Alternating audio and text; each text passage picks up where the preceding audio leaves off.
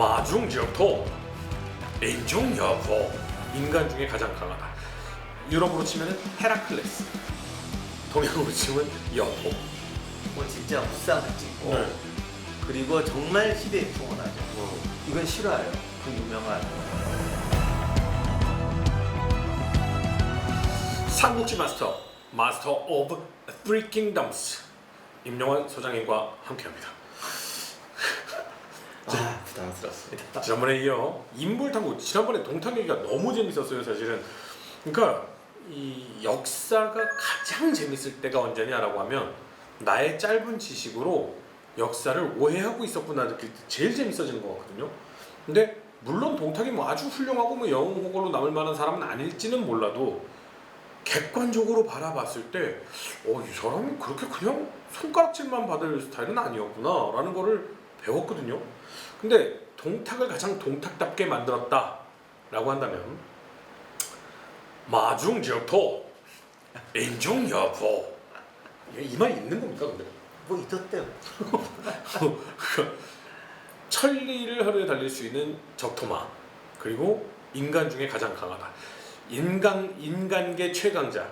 유럽으로 치면은 헤라클레스, 동양으로 치면 여포. 정말로 아니 그러니까 저는 보면 서열을 쫙 세우잖아요. 그러면 무력 서열을 세우면 무조건 최상위 이제 여포가 있는 거잖아요. 근데 관우가 막 그 오관육참하고 막 이거 뭐 물론 소설입니다만 한 화에 막 누구를 치고 이런 게 굉장히 많은데 여포는 인중여포라는 것에 걸맞을 정도로 그렇게 막 무예담이 많지는 않은데 오히려 정사는 더 많죠. 아니 그러니까 정사에서는 오히려 여포가 어떻게 보면 제일 많아요. 네. 그리고 진짜 그러니까 뭐랄까 하여간 드러난 거 보면 진짜 무쌍을 찍고 네. 그리고 정말 시대에 풍원하죠. 그러면 동탁이 이제 그 위그르 쪽 강족 방향의 지역에서 세력을 키웠다면 여포는 내몽골에서 이제 세력을 키운 세력이라고 할 수 있는데, 그럼 어떻게 보면 징기스칸의 피가 어쨌든 말 타고 활 쏘는 거는 네. 뭐 당대 최고였고 네. 그리고 그 방천 화극까지는 아닌데 화극이라고 돼 있더라고요. 그러니까 방천은 네. 갖다 붙인 말이고 이게 이렇게 돼 있고 이렇게 튀어나온 이 무기가 방천 그렇죠. 화극이잖아요. 네, 근데 화극이라는 것도 비슷한 뭐 모양은 조금씩 달랐겠지. 네. 표준화된 건 아니니까. 네. 화극이라는 거를 근데 많이 쓰긴 썼어요. 삼국시대 때. 상대방의 창을 걸어서 막 떨어뜨리고 막 이런 용도. 뭐 어쨌든 이중 용도니까. 네. 그리고 조조의 최고의 장수였던 전휘도 화극을 되게 좋아했고. 근데 이 화극이 좀 이상한 게 던지기도 하고 막 그러다니까 우리가 알고 있는 모양은 좀 다른 것 같아요. 그래요? 던지기도 하고 막 이러는데 뭐 다양한 모양이 있지 않았겠어요? 네. 근데 아무튼 그 저기 여포가 화극을 잘 쓴 것도 맞고 그 다음에 이건 실화예요. 그 유명한 깃발의 활쏘기? 아니 깃발이 아니라 방천하고 방천하고 꽂고 거기에 맞추기. 살랑살랑 흔들리고 있는 이 깃털 여기 맞추고 잖아요. 원래 그게 아니라 저 화극을 꽂고 요 작은 날 화극의 작은 날, 네. 옆날. 그거를 20버글인가에서 쏴서 맞췄다.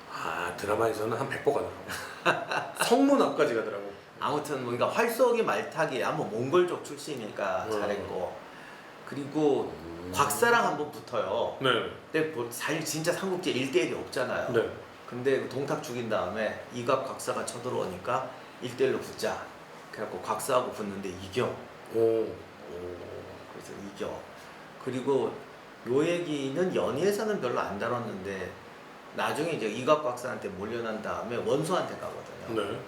원소가 보니까 이거 마음에 들지. 뭐 당대 최강이니까. 네. 그리고 혼자 간 게 아니라 부하들 끌고 갔거든. 네. 이 부하가 또 거의 몽고 병주기변이가 당시 최강 기병이란 말이죠.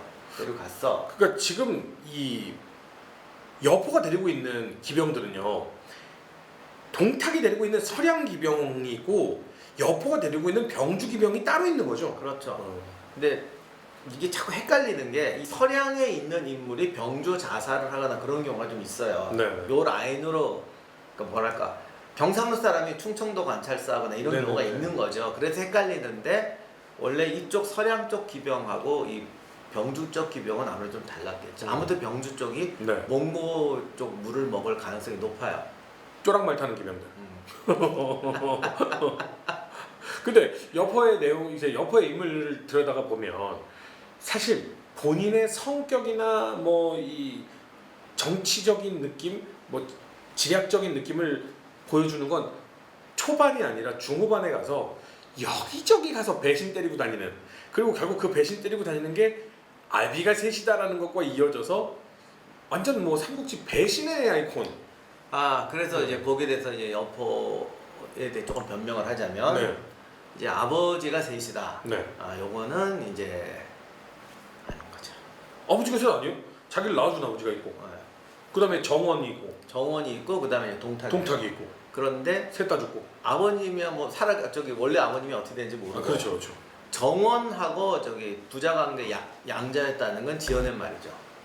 아, 양자는 아니었군요. 네, 그러니까 이게 유교 사회에서 아버지를 해치웠다는 건 이건 그냥 끝이에요, 끝. 이게 사실은 왕도 저 왕 위에서 끌어내릴 만한 요건이거든요. 그러니까 충효를 건드리면 이거 끝이야. 근데 얘는 두 번을 건드렸잖아. 그렇죠. 그러니까 이건 끝인데 정원은 양부가 아니었어요 원래는.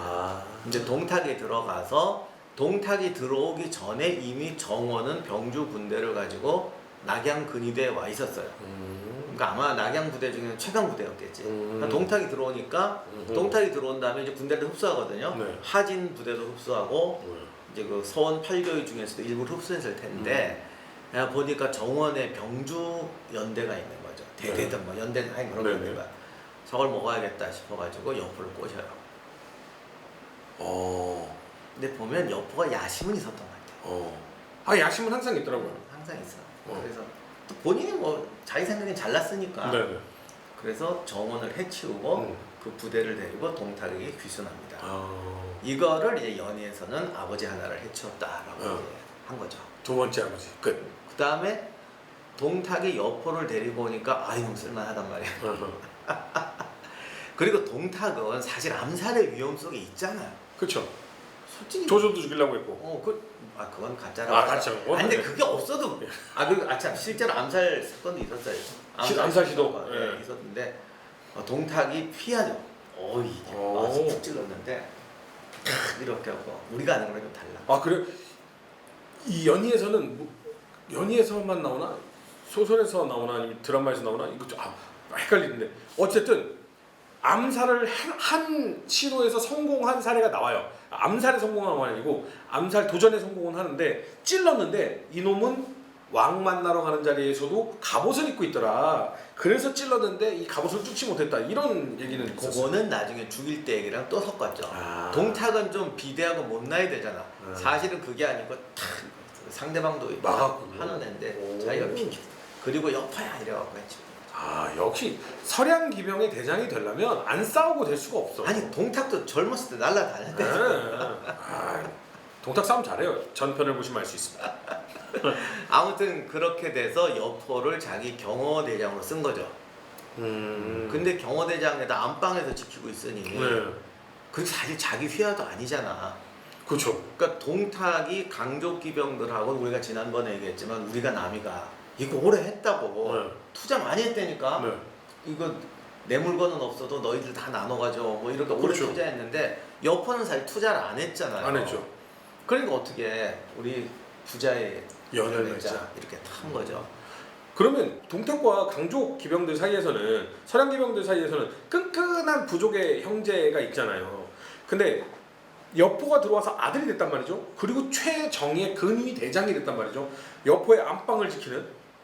그렇다면 이각박사라든가 서량 기병과 강족 기병이 그 병주 기병들 사이에서 두 세력의 약간 마찰도 있었을 것 같다고 있었던 것 같아요. 근데 그 얘기가 좀 안 나오긴 했는데 아무튼 동탁은 장안에 와서 뭐 낙양에서도 그랬겠지만 장안에 와서 이제 자기 궁이 있고 거기를 지키는 거는 여포고 이각박사나 자기 사위 우보라고 있어요. 그 사람들은 외곽에 이제 요즘 말로 사단을 거느리고 있는 거죠.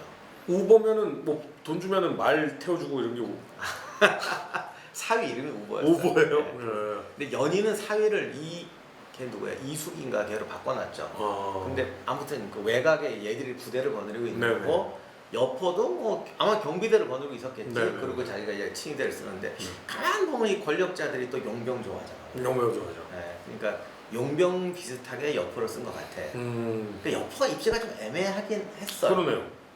후계자도 아니고 그렇죠. 지금은 친한 것 같은데 이러다 동탁이 죽으면 금방 이렇게 네. 그리고 항상 보면 전투나 이런 것도 보면 여포의 기병들, 여포를 위시한 여포의 기병들을 전쟁터에 많이 내보내는 걸로 봐서는 용병들이 보통 그런 식으로 너 대우받으려면 네가 나가서 싸워. 약간 이런 식으로. 그거는 좀 얘기가 달라. 그래요? 조금 달라. 거기서 이제 사단이 하나 나와요. 흔히 아는 초선 사건 말고 네. 전에 진짜 관우랑 장비랑 붙고 이거 다 뻥이야. 다 뻥이야. 안 나갔어요? 경호대장이잖아.